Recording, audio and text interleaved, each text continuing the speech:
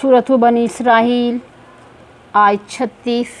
आऊज़ु बिल्लाहि मिनश शैतानिर रजीम बिस्मिल्लाहिर रहमानिर रहीम। वला तक़फ़ू, और ना पीछे पड़ो मा उस चीज़ के कि लैसा लका बिही इल्म, जिसका तुम्हें इल्म नहीं है।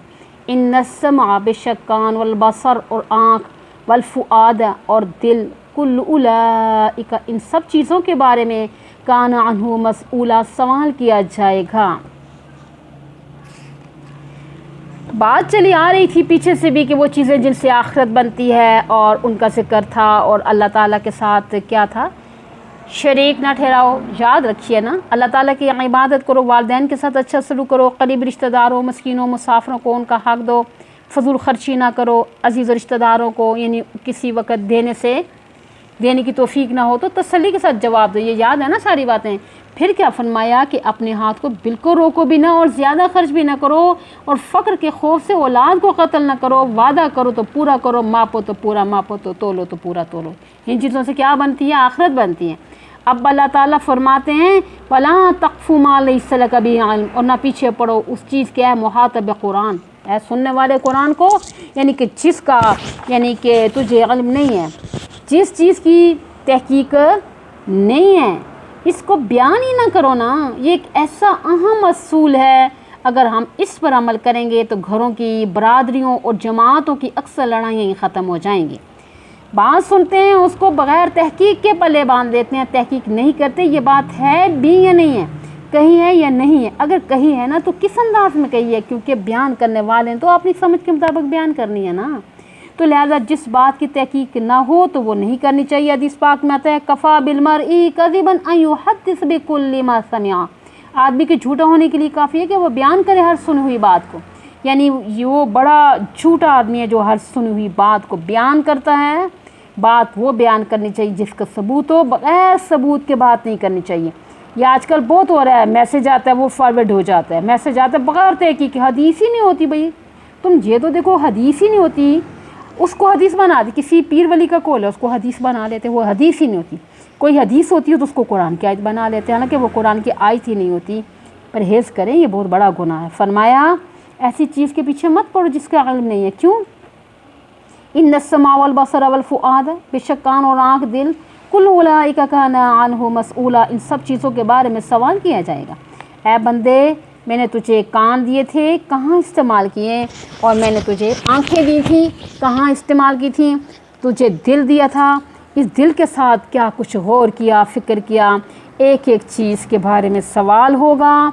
वला तमशी फिल अर्ज़ी मरहा, ना चलो ज़मीन में अकड़ कर, इसलिए इंसान अकड़ कर चलने से इन्नका लन तहरिक़ल अर्ज़, बेशक तुम ज़मीन को नहीं फाड़ सकते चाहे जितना ज़ोर से पाँव ज़मीन पर मारो।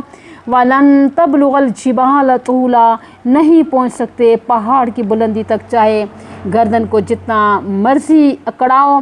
इन यानी कि दो रुकुओं में अल्लाह ताला ने हकूक़ुल्लाह भी बयान फरमाए, हकूक़ुल इबाद भी, अक़ीदा भी बयान फरमाया, अखलाक आमाल भी बयान फरमाए, जिन पर अमल करने से आखिरत बनती है। कुल्लु ज़ालिक, ये तमाम चीज़ें जो ऊपर बयान हुई हैं, तकब्बर वग़ैरह, काना सशहु इंद रब्बिका, है उनकी बड़ाई तेरे रब के नज़दीक, यानी मकरूहा, बहुत नापसंदीदा। यतीम का माल खाना, ज़िना करना, वादा खिलाफ़ी करना, और यानी कि ऐसी सुनी सुनाई बात को उड़ाना, यानी सुनी सुनाई बात को आगे चला देना, अकड़ के चलना, माँ बाप की नाफरमानी करना, अपने अजीज़ों को तंग करना, ये तमाम बातें अल्लाह ताला क्या नापसंदीदा है। ज़ालिका मिम्मा औहा इलैका रब्बुक, ये चीज़ें उसमें हैं जो वही की है आपके रब ने आपकी तरफ, यानी आपको वही के ज़रिए बतलाई हैं। मिनल हिकमा, दानाई की बातें, इन पे गौर करो। आगे अल्लाह ताला ने इस बात को दोबारा फिर दोहराया। ये मज़मून यहाँ से शुरू हुआ था ना कि शिरक ना करना, याद है ना बच्चों। फरमाया वला तजअल मअल्लाहि इलाहन आखर, और न बनाओ अल्लाह ताला के साथ किसी दूसरे को माबूद, मुश्किल कुशा, हाजत रवा ना बनाओ। अल्लाह ताला के सिवा ना कोई माबूद है, बोले नहीं है ना कोई मसजूद है, ना कोई फरियाद रस है, और ना नज़र न्याज के लायक है, और ना किसी से कोई चीज़ ले सकता है, ना कोई किसी को यानी कि फ़ौक़ुल अस्बाब दे सकता है। और ये सारी ख़ूबियाँ कमालात सिर्फ़ अल्लाह ताला के पास हैं। व तुइज़्ज़ु मन तशाअ व तुज़िल्लु मन तशाअ बियदिकल खैर, सूरह आल इमरान में अल्लाह ताला ने फरमाया जिसको चाहे इज़्ज़त दे, जिसको चाहे ज़लील करे, तेरे हाथ में है भलाई। ये सब कुछ तुम आँखों के साथ देखते हो, कानों के साथ सुनते हो, इंसानों सब काम अल्लाह ताला करता है। ऐ मुखातब कुरान, अगर तुम अल्लाह ताला के साथ किसी को शरीक ठहराओगे फ़तुल्क़ा फ़ी जहन्नम, फिर तुम डाले जाओगे जहन्नम में, मलूमन मुलामत किए हुए, मदखूरा धकेले हुए, लिहाजा शिर्क के करीब भी नहीं जाना। आगे भी शिर्क की तरदीद है। अरब में भी ऐसे लोग मौजूद थे, दूसरे इलाकों में भी, जो फ़रिश्तों को अल्लाह ताला की बेटियां करार देते थे। फ़रिश्ते रब ताला की बेटियां हैं। सूरह नहल आयत नंबर 57 में मौजूद है, वयजअलूना लिल्लाहिल बनात, और बनाते अल्लाह ताला के लिए बेटियां। ये आप पढ़ कर आ चुकी हैं ना, तो इसी तरह ये मैं पूरा आपको पहले पढ़ा चुकी हूँ। सूरह नहल आप पढ़ कर आई हैं। आगे चलती हूँ तो कहते हैं अल्लाह ताला ने फ़रिश्तों को बेटियां बना लिया है। इन्नकुम लतक़ूलूना क़ौलन अज़ीमा, बेशक तुम अलबत्ता कहते हो, यानी कि कौन सी बात कहते हो, बहुत बड़ी और बहुत बुरी बात। इससे पहले कुरान पाक के मुतल्लिक़ फरमाया था ना, इन्ना हाज़ल कुरआन यहदी लिल्लती हिय अक़वम, बेशक ये कुरान मजीद जो है ना, ये रहनुमाई करते हैं उस रास्ते की तरफ जो बहुत दुरुस्त और सीधा है।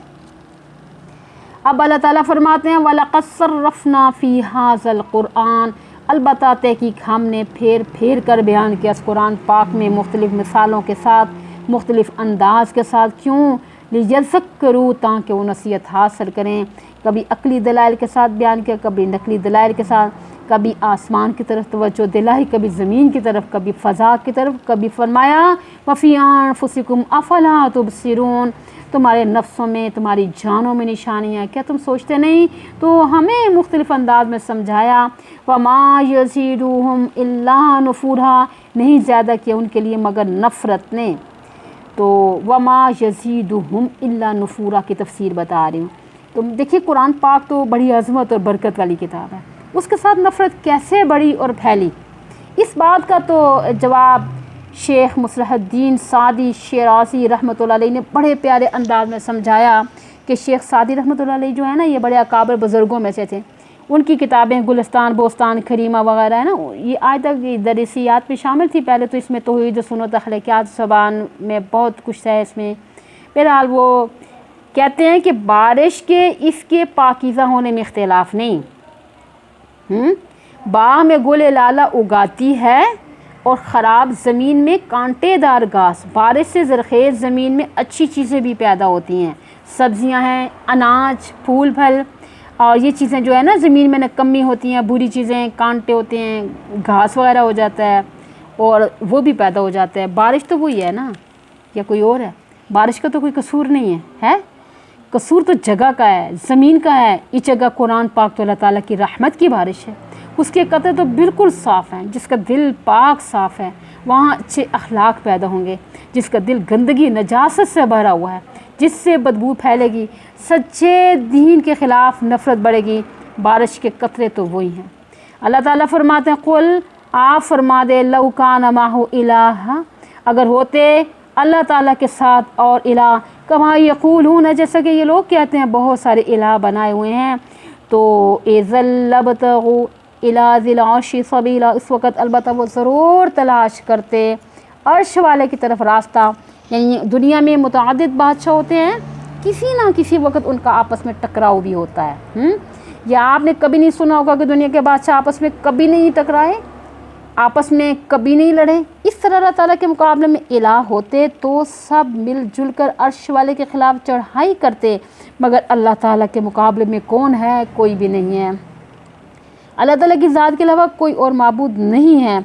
अगर होते तो अर्श वाले के ख़िलाफ़ इका करके चढ़ाई करते, जैसे इस वक्त मुसलमानों के ख़िलाफ़ सारी कुफरी हुकूमत जो है ना, हुकूमतें अंदर से एक हो चुकी हैं। क्या अमेरिका, क्या बरतानिया, क्या फ़्रांस, क्या जर्मनी, जितने भी खबीस हैं ना, उन्होंने मुसलमानों के ख़िलाफ़ इका किया हुआ, क्योंकि ये डरते हैं कहीं कि इस्लाम ना नाफिज हो जाए, और उनको पिस्सू पड़े हुए हैं कि कभी कोई शोशा छोड़ते हैं और कभी क्या शोशा छोड़ते हैं। अल्लाह ताला मुसलमान कौम को समझ अता फरमाए, ये हक़ को हक़ समझें और बातिल को बातिल समझें। मुस्लिम ममालिक में उनके आलाकार अफसर मौजूद हैं जिनके ज़रिए वो मुदाखलत करते रहते हैं, जो पीछे मैंने अभी आपको समझा दिया था। अल्लाह ताला फरमाते हैं कि सुबहानहू, उसकी ज़ात पाक है, व तआला और बुलंद है, अम्मा यक़ूलून, उन बातों से जो शेक करते हैं।